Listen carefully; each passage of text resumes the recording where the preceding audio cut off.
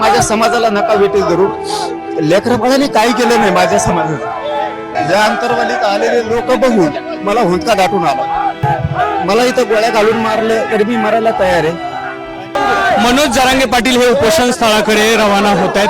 पाटील, तुम्ही ठाम राहिलात आणि आता पुन्हा तिथे उपोषण मी मरायला तयार आहे समाजासाठी. मी नाही समाजावरचा लेकराबाळावरचा अन्याय सहन करू शकत. मी माझी तयारी आहे समाजासाठी मरायची. मी नाही आठवत. पाटील पुन्हा एकदा डोळ्यात असू. नाही, शेवटी मला हे समाज जमला आहे त्याचं मला वाटायला की किती जीव आहे माझ्यावरती. इथं अंतरवालीत उभं राहायला जागा नाही, त्याच्यामुळे माझ्या डोळ्यात पाणी आलंय. या समाजाला माझ्याकडून आशा आहे हे काहीतरी देऊ शकाल. आणि सरकार वारंवार मराठीवर अन्याय करत आहे. मी माझ्या समाजासाठी मरायला तयार, पण मी हटणार नाही. या अंतरवालीत आलेले लोक बघून मला हुंदका दाटून आला. इतकं प्रेम कुणाला नाही मिळू शकत. मी त्या समाजात माझ्या मराठ्यावरती आणणं सरकारनं करू नये ही माझी भूमिका आहे.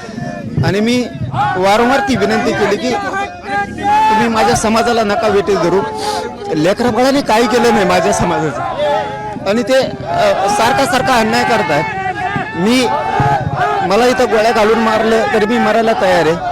आणि त्यांनी मला तरफडून जरी उन्हात इथं तळप ते उन्हात मरू दिलं तरी मी तरफडून मरायला तयार आहे. पाटील, एक आशा पण आहे की काल रात्रभर शिष्टमंडळ जागून त्यांनी काही ड्राफ्ट तयार केले. मी अविश्वास दाखवला नाही. मी म्हणतोय ते येतीलच, पण मी माझ्या भूमिकेवर ठाम आहे. शेवटी मला माझा समाज आणि माझ्या समाजाचे लेकरं प्रिय आहे. जे यश मिळवलं, आता काही थोडक्यात गोष्टी राहिलेल्या आहेत त्याच्याविषयी सकारात्मक. डोळ्यात मला याच्यासाठी पाणी आलं की माझ्यावर माझा समाज किती प्रेम करतो. ती हुंदका दाटून आला मला की इथं अंतरवाली पूल केली येऊ नका म्हणलं तरी पण.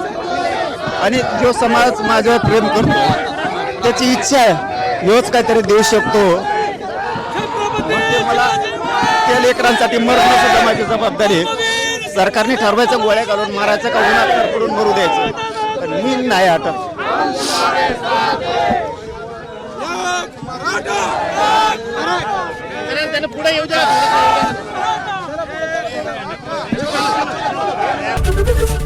एबीपी माझा, उघडा डोळे बघा नीट.